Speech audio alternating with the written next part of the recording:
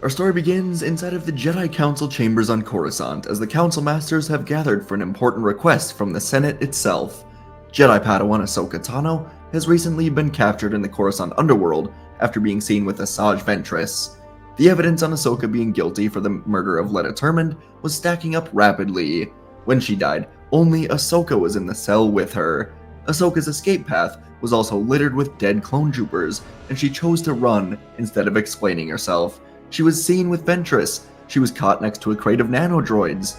And yet, the Jedi Council knew deep down that all of this was wrong. Plo Koon, Obi-Wan Kenobi, and Grandmaster Yoda, along with Jedi Knight Anakin Skywalker, were vehemently on the side of Ahsoka, despite all of the evidence. Mace Windu, Saesee Tiin, and Ki-Adi-Mundi were somewhat on the other side. They did trust Ahsoka, but the evidence was becoming undeniable.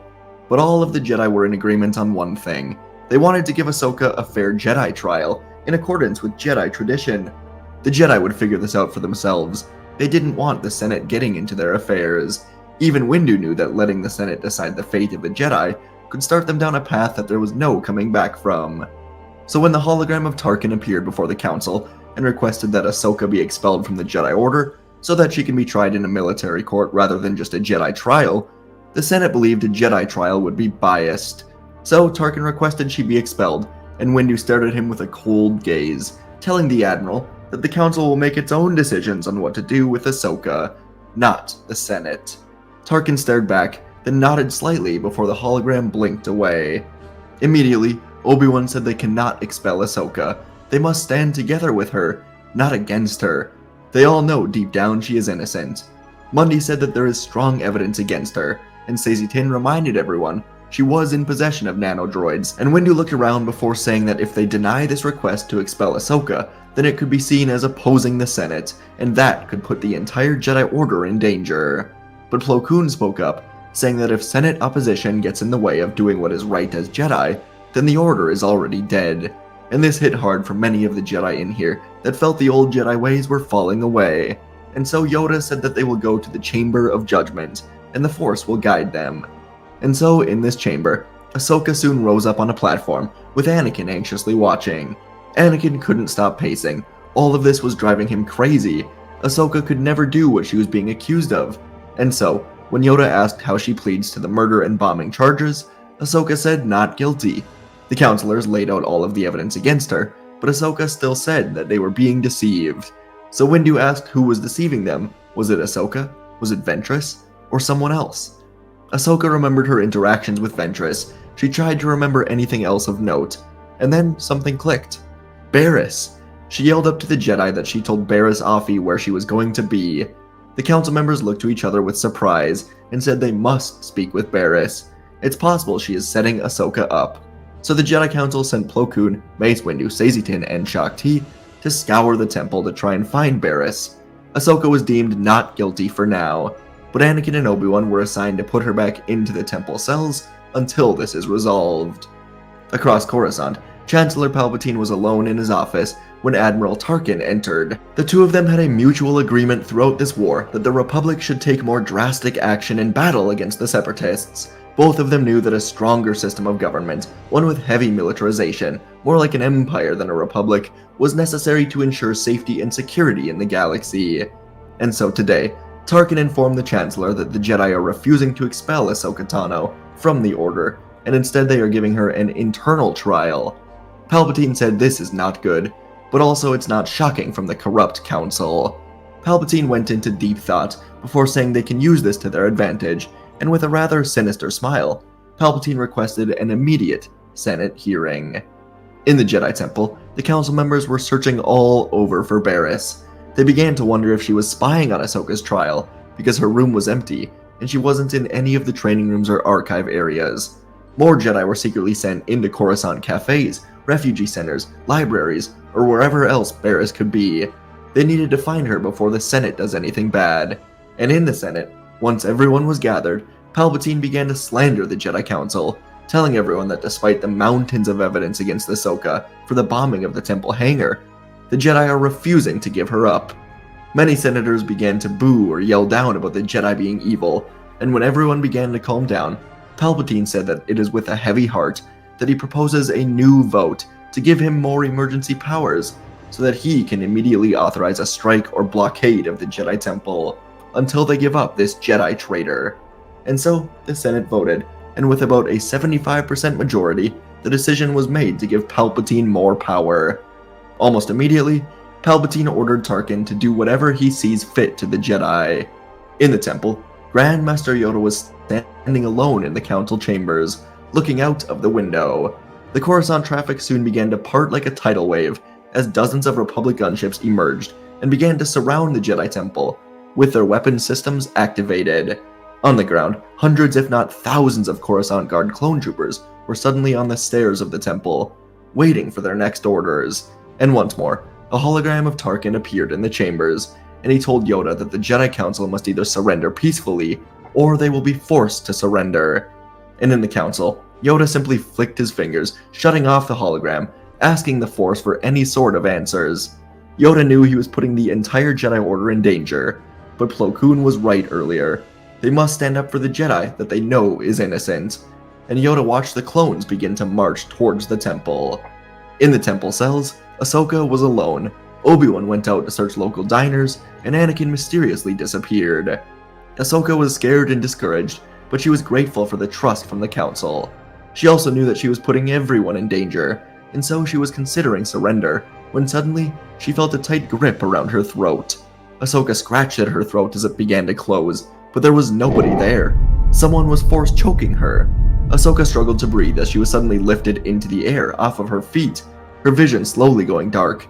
But now she was able to see Anakin Skywalker fly into the cell, slicing through the vents above her, and Ahsoka fell hard to the floor at the same time as Barriss fell from the vents. Anakin was hiding in a nearby security room, as he had a feeling that whoever was the true culprit may try to come clean up the loose end that was Ahsoka. Anakin put Barriss in handcuffs, as he and a group of temple guards quickly went to the council chambers. She made a mistake in the vents. Yoda watched the clone troopers getting closer, knowing that 100 temple guards were waiting at the temple entrance, and Anakin sprinted in, telling Yoda to contact the Senate immediately. He has found the true culprit. So Yoda flicked on the communicator, and Palpatine answered, as the entire Senate and Republic HoloNet watched these events unfold. Anakin yelled that he has found the real culprit, Barriss Offee, and Anakin demanded that she confess. So Barriss confessed to the crimes, claiming this war is ripping the Jedi apart from what they are supposed to be, and eventually both Yoda and Palpatine demanded she be taken away.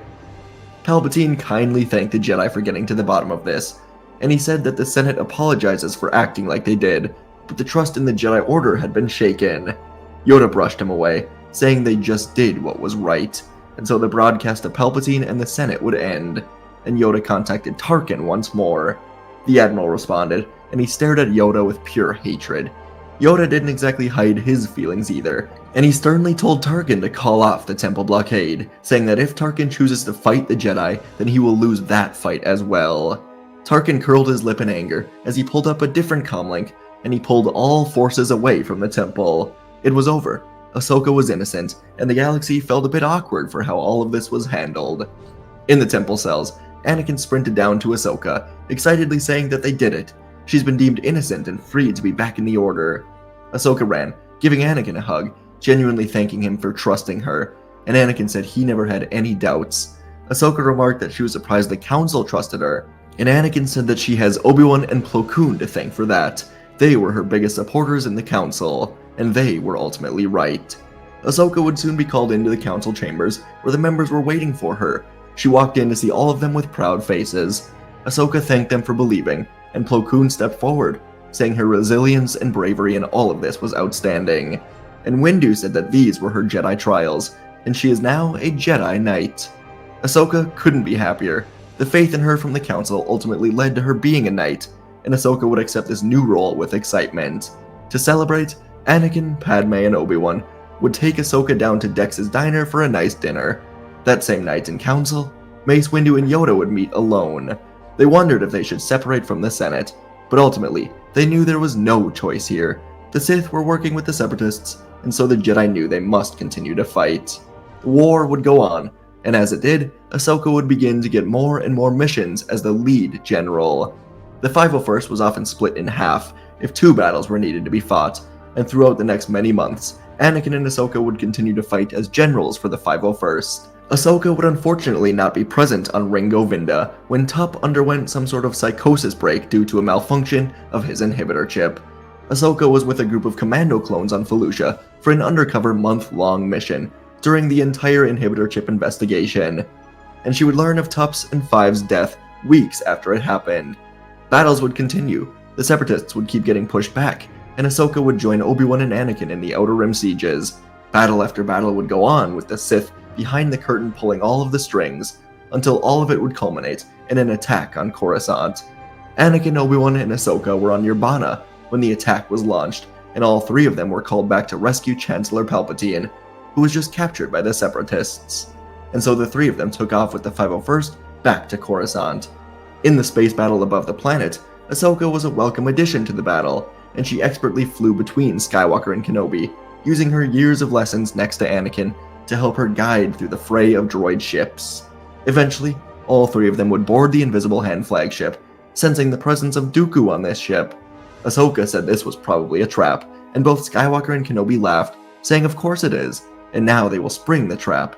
And so after around 20 minutes of climbing through the ship like fools, they entered the ship's spire, finding Palpatine handcuffed to a chair. Palpatine was ultimately hoping that at least one of Ahsoka or Obi-Wan would not be here, but he was sure Dooku could kill both of them, and then turn Anakin to the dark side. And so, Dooku appeared, flipping down to greet them, asking for their sabers.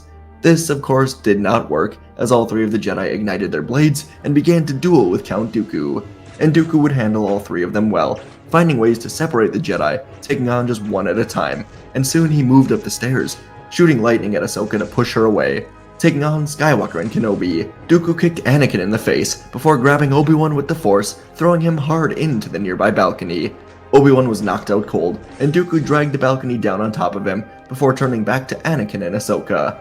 After a bit, Ahsoka swung over Dooku as he ducked, and Dooku just missed a lethal stab, but he was able to hit her with lightning, then slam Ahsoka into the wall, knocking her out as well. And as Ahsoka went out cold, she fought hard to stay awake, not wanting Anakin to have to face Dooku all alone. She was able to wake up rather quickly, but when she opened her eyes, Ahsoka realized she was out for longer than she thought. Anakin was now standing above a kneeling Dooku, with his wrists cut off, and Anakin had 2 sabers across Dooku's neck. Palpatine spat at Anakin to do it, but Ahsoka quickly got to her feet, urging Anakin to stand down. She said that Dooku is vital to understanding more about the Sith, and he is an unarmed man. Killing him would be a crime. Ahsoka told Anakin that this was not the Jedi way, and Anakin was truly impressed with how mature Ahsoka had become. He knew she was right, and she calmed him down, and so instead, Anakin hit Dooku with a hard kick to the face, which was better than he deserved, and Dooku was knocked out. Anakin smiled, telling Ahsoka that she gets to carry Dooku, and Ahsoka rolled her eyes, picking up Dooku with the Force, as Anakin picked up Obi-Wan, and they began running. And because they were now carrying Dooku, Ahsoka told them that there was no way they would be able to escape through the hangar. Anakin knew she was right, and instead they would make a hard turn for the escape pods before Grievous could trap them in a ray shield. Instead, Grievous tried to eject all of the pods, but the group got into the final one, ejecting into space and calling for Republic ships to cover them as they descended into the planet safely. Palpatine was rescued, Dooku was arrested, and the 3 Jedi were soon called to the council chambers after Anakin found out that Padme was pregnant. Anakin was already in a good mood, and things would only get better in council when they informed him that the capture of Dooku, along with training Ahsoka to knighthood, had earned Anakin a new rank. Anakin would kneel before the council, and Grandmaster Yoda officially made Anakin a Jedi Master after his heroics in bringing Dooku in alive. Anakin was grateful, and even Windu seemed to be pleased with this, as he told Anakin to take a seat in a warm tone. Anakin looked confused, but Obi-Wan smiled, gesturing to the open council seat, as Anakin was officially made a Jedi Master and given a seat on the Jedi Council. Things were good for Anakin and Ahsoka, and that same night, Anakin would have nightmares of Padme dying in childbirth. They were horrible, but Anakin was determined to find a way to stop this with his new access to information in the restricted section, because he was now a Jedi Master. And a lot of Palpatine's manipulations went out the window, as Anakin already had a lot of what he needed. Another day would pass by, and Dooku was placed under heavy guard in prison in order to avoid any assassination attempts, thwarting more of Palpatine's plans. He was beginning to spiral in anger, and after a few more days passed, Palpatine knew his time to execute his grand plan was now or never. Obi-Wan had just been sent to Mandalore with his 212th clones. Yoda was on Kashyyyk. Other council members were spread thin.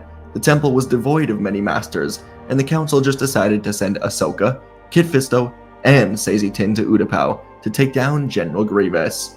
As Palpatine was going over the locations of these Jedi, Anakin Skywalker entered the office, informing Palpatine that Grievous will soon be engaged by Ahsoka. Anakin was still sort of spying on the Chancellor, but he was much more open to it after being made a master himself. At this point, anything to end this war was fine by Anakin. But Palpatine decided to make his own move, telling Anakin that the only way to save Padme from certain death is by learning the powers of the dark side. But these plans would fall short. Anakin was still in the light. He was trusting the Jedi more than ever. Their decisions regarding Ahsoka and regarding his promotion to the Council and to the Master rank gave Anakin a ton of hope in the Jedi. And so as Palpatine revealed that he was the man controlling both sides of the war, Anakin made a choice. And at the same time, across the galaxy, Anakin Skywalker, Obi-Wan Kenobi, and Ahsoka Tano would ignite their lightsabers to take on Darth Sidious, Darth Maul, and General Grievous. Anakin faced down his old mentor, Obi-Wan faced down his oldest rival, and Ahsoka was the first Jedi on Utapau to find Grievous. She was ready for the fight. The three battles would begin at once. Anakin ran in, and lightning cracked against his blade as Sidious fought back immediately, sending sparks into the air of the office as he ignited his own blade, flying forward with an angry yell, each swing of his red saber striking like a hammer against Anakin's defenses. On Utapau, Ahsoka flipped through the air, barely managing to evade Grievous's mechanical arms, each of his 4 lightsabers slashing through the air, as he laughed, enjoying this battle. Her 2 blades flashed as she parried and dodged each strike, trying to find any opening to take down the cyborg. But the general's constant barrage pushed Ahsoka to the edge of the platform. She took a moment to look down, seeing that a fall from here would be her end, and so Ahsoka held her blades up, trying desperately to push Grievous back. On Mandalore, Obi-Wan was going up against Maul, as the battle outside raged between the 212th and Maul's Mandalorians. Maul was determined to kill Kenobi once and for all, then rise his own criminal empire in the shadows of what is to come. Obi-Wan used all of his experience to fight back against Maul, but the former Sith had never been more focused. There was nothing he wanted more than this, and Obi-Wan soon struggled against Maul's relentless fury, their sabers a blur of red and blue in the dark throne room. Maul's raw hatred and his strength began to overpower Obi-Wan's calm techniques, his strikes growing heavier, more punishing, the weight of the duel driving Obi-Wan to his knees, and the former Sith's double-bladed saber spun around, knocking Kenobi's saber away from his hand. In the Chancellor's office, Anakin's strength began to falter, his feet sliding backwards as he struggled to withstand the relentless onslaught from Sidious. His yellow eyes stared into Anakin with hatred, and Anakin's breaths grew tired as the weight of the dark side pushed him to the edge of the window. His strength was slipping away, and just as Sidious's saber came down for a killing blow, a purple blade suddenly intercepted the strike, cutting through the wrist of Sidious as his saber tumbled into the Coruscant Knight. Sidious was screaming out in agony as Mace Windu stepped between them to save Anakin from the Dark Lord. On the Utapau platform, Grievous was about to strike down Ahsoka when he heard yelling as Captain Rex arrived to this battle, jumping into the air to try and punch Grievous. But Grievous easily caught the captain by the neck, saying this was a pathetic attempt. But Rex smiled under the helmet, lifting up a thermal detonator.